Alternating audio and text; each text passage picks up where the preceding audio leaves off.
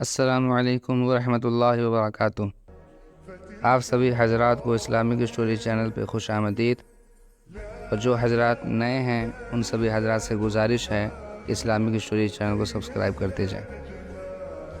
حضرت ابوبکر صدیق رضی اللہ تعالی عنہ کا اعلان اسلام اور تکالیف۔ ابتدائے اسلام میں جو شخص مسلمان ہوتا تھا وہ اپنے اسلام کو حتی الوسع مخفی رکھتا تھا۔ حضور اقدس صلی اللہ علیہ وسلم کی طرف سے بھی اس وجہ سے کہ ان کو کفار سے اذیت نہ پہنچے، اخفاء کی تلقین ہوتی تھی، یعنی کہ اپنے اسلام کو چھپائے رکھو۔ جب مسلمانوں کی مقدار 30/9 یعنی 39 تک پہنچی تو حضرت ابوبکر صدیق رضی اللہ تعالی عنہ نے اظہار کی درخواست کی کہ کھلم کھلا علی الاعلان تبلیغ کی جائے۔ حضور اقدس صلی اللہ علیہ وسلم نے اول انکار فرمایا، مگر حضرت ابوبکر صدیق رضی اللہ تعالی عنہ کے اصرار پر قبول فرما لیا، اور ان سب حضرات کو ساتھ لے کر جو لوگ ایمان لا چکے تھے مسجد کعبہ میں تشریف لے گئے۔ حضرت ابوبکر صدیق رضی اللہ تعالی عنہ نے تبلیغی خطبہ شروع کیا۔ یہ سب سے پہلا خطبہ ہے جو اسلام میں پڑھا گیا، اور حضور اقدس صلی اللہ علیہ وسلم کے چچا سید الشہداء حضرت حمزہ رضی اللہ تعالی عنہ اسی دن اسلام لائے ہیں، اور اس کے 3 دن بعد حضرت عمر رضی اللہ تعالی عنہ مشرف با اسلام ہوئے ہیں۔ خطبہ کا شروع ہونا تھا کہ چاروں طرف سے کفار و مشرکین مسلمانوں پر ٹوٹ پڑے۔ حضرت ابوبکر صدیق رضی اللہ تعالی عنہ کو بھی باوجود کہ مکہ مکرمہ میں ان کی عظمت و شرافت مسلم تھی، یعنی سبھی لوگوں کے دلوں میں ان کی عزت و قدر تھی، لیکن اس قدر مارا کہ تمام چہرے مبارک خون میں بھر گیا، ناک کان سب لہو لہان ہو گئے تھے، پہچانے نہ جاتے تھے۔ جوتوں سے لاتوں سے مارا، پاؤں میں روندا، اور جو نہ کرنا تھا سبھی کچھ کیا۔ حضرت ابوبکر صدیق رضی اللہ تعالی عنہ بے ہوش ہو گئے۔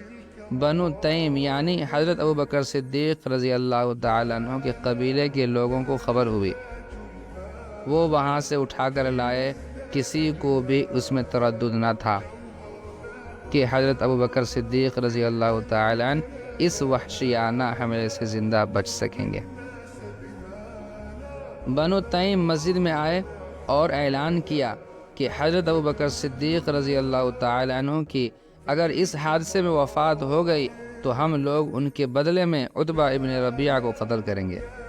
عتبہ نے حضرت ابوبکر صدیق رضی اللہ تعالی عنہ کے مارنے میں بہت زیادہ بدبختی کا اظہار کیا تھا۔ شام تک حضرت ابوبکر صدیق رضی اللہ تعالی عنہ کو بے ہوشی رہی، باوجود آوازیں دینے کے بولنے یا بات کرنے کی نوبت نہ آتی تھی۔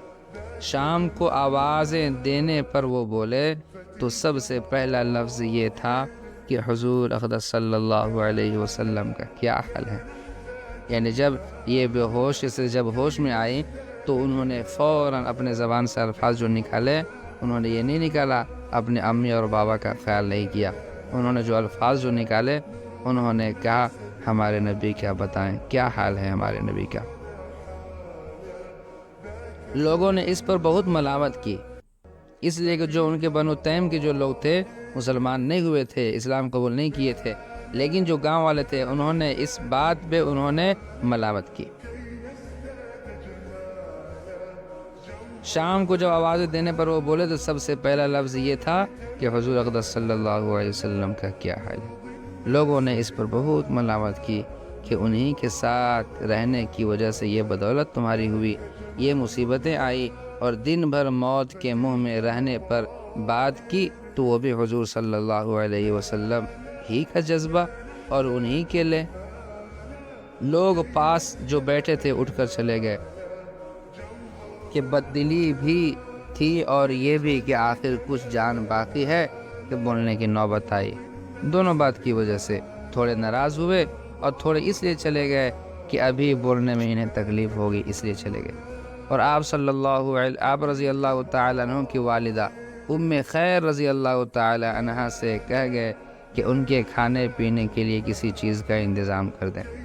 وہ کچھ تیار کر کے لائیں اور کھانے پر اصرار کیا، مگر حضرت ابوبکر صدیق رضی اللہ تعالیٰ عنہ کی وہی ایک صدا تھی کہ حضور صلی اللہ علیہ وسلم کا کیا حال ہے، حضور صلی اللہ علیہ وسلم پر کیا گزری، یعنی اپنی تکلیف بھول گئے ہیں کہ اپنے اوپر کیا ہے کیا نہیں، لیکن جو ہوش ہوئی ہمارے نبی کا کیا حال ہے۔ ان کی والدہ نے فرمایا کہ مجھے تو خبر نہیں کہ کیا حال ہے۔ آپ رضی اللہ تعالیٰ عنہ نے فرمایا کہ ام جمیل رضی اللہ تعالیٰ عنہ حضرت عمر رضی اللہ تعالیٰ عنہ کی بہن کے پاس جا کر دریافت کر لو، ان سے معلوم کر لو کہ کیا حال ہے۔ وہ بیچاری بیٹے کی اس مظلومانہ حالت کی بے تابانہ درخواست کو پورا کرنے کے واسطے ام جمیل رضی اللہ تعالیٰ عنہ کے پاس گئی اور محمد صلی اللہ علیہ وسلم کا حال دریافت کیا۔ وہ بھی عام دستور کے موافق اس وقت تک اپنے اسلام کو چھپائے ہوئے تھی۔ فرمانے لگی، میں کیا جانوں کون محمد صلی اللہ علیہ وسلم اور کون ابوبکر ہے؟ تیرے بیٹے کی حالت سن کر رنج ہوا، اگر تو کہے تو میں چل کر ان کی حالت دیکھو۔ ام خیر رضی اللہ تعالی عنہا نے قبول کر لیا، ان کے ساتھ گئیں اور حضرت ابوبکر صدیق رضی اللہ تعالی عنہ کی حالت دیکھ کر تحمل نہ کر سکی، بے تحاشا رونا شروع کر دیا کہ بد کرداروں نے کیا حال کر دیا، اللہ تعالیٰ ان کو اپنے کیے کی سزا دے۔ حضرت ابوبکر صدیق رضی اللہ تعالی عنہ نے پھر پوچھا کہ حضور صلی اللہ علیہ وسلم کا کیا حال ہے؟ ام جمیل رضی اللہ تعالی عنہ نے فرمایا، حضرت ابوبکر صدیق رضی اللہ تعالی عنہ کی والدہ کی طرف اشارہ کر کے فرمایا کہ وہ سن رہی ہیں۔ آپ نے فرمایا کہ ان سے خوف نہ کرو، ان سے خوف نہ کرو۔ تو ام جمیل رضی اللہ تعالی عنہ نے خیریت سنائی اور عرض کیا کہ بالکل صحیح سالم ہے۔ آپ نے پھر پوچھا کہ اس وقت کہاں ہے؟ یعنی ابوبکر صدیق رضی اللہ تعالی عنہ نے پوچھا کہ کہاں ہیں ہمارے نبی؟ انہوں نے عرض کیا کہ ارقم رضی اللہ تعالی عنہ کے گھر تشریف رکھتے ہیں۔ آپ نے فرمایا کہ مجھ کو خدا کی قسم ہے کہ اس وقت تک کوئی چیز نہ کھاؤں گا نہ پیوں گا جب تک حضور صلی اللہ علیہ وسلم کی زیارت نہ کر لوں۔ ان کی والدہ کو تو بے قراری تھی کہ وہ کچھ کھا لیں، انہوں نے قسم کھا لی کہ جب تک زیارت نہ کر لوں کچھ نہ کھاؤں گا۔ اس لیے والدہ نے اس کا انتظار کیا کہ لوگوں کی آمد و رفت آنا جانا بند ہو جائے، مبادا کوئی دیکھ لے اور کچھ اذیت پہنچائے۔ جب رات کا بہت سا حصہ گزر گیا تو حضرت ابوبکر صدیق رضی اللہ تعالیٰ عنہ کو لے کر حضور صلی اللہ علیہ وسلم کی خدمت میں ارقم رضی اللہ تعالیٰ عنہ کے گھر پہنچی۔ حضرت ابوبکر صدیق رضی اللہ تعالیٰ عنہ حضور صلی اللہ علیہ وسلم سے لپٹ گئے۔ حضور اقدس صلی اللہ علیہ وسلم بھی لپٹ کر روئے اور مسلمان بھی سب رونے لگے کہ حضرت ابوبکر صدیق رضی اللہ تعالیٰ عنہ کی حالت دیکھی نہ جاتی تھی۔ اس کے بعد حضرت ابوبکر صدیق رضی اللہ تعالیٰ عنہ نے درخواست کی کہ یہ میری والدہ ہیں، آپ صلی اللہ علیہ وسلم ان کے لیے ہدایت فرما دیں، یعنی آپ ان کے لیے دعا کر دیں اور ان کو اسلام کی تبلیغ بھی فرمائے۔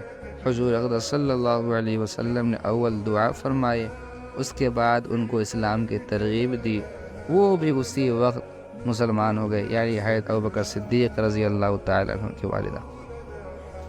یہ وہ صحابی ہیں عیش و عشرت نشاط فرحت کے وقت محبت کے دعوے کرنے والے سینکڑوں ہوتے ہیں، لیکن محبت اور عشق وہی ہے جو مصیبت اور تکلیف کے وقت بھی باقی رہے۔ ایسا نہیں کہ محبت ختم ہو جائے تکلیف آتے ہی۔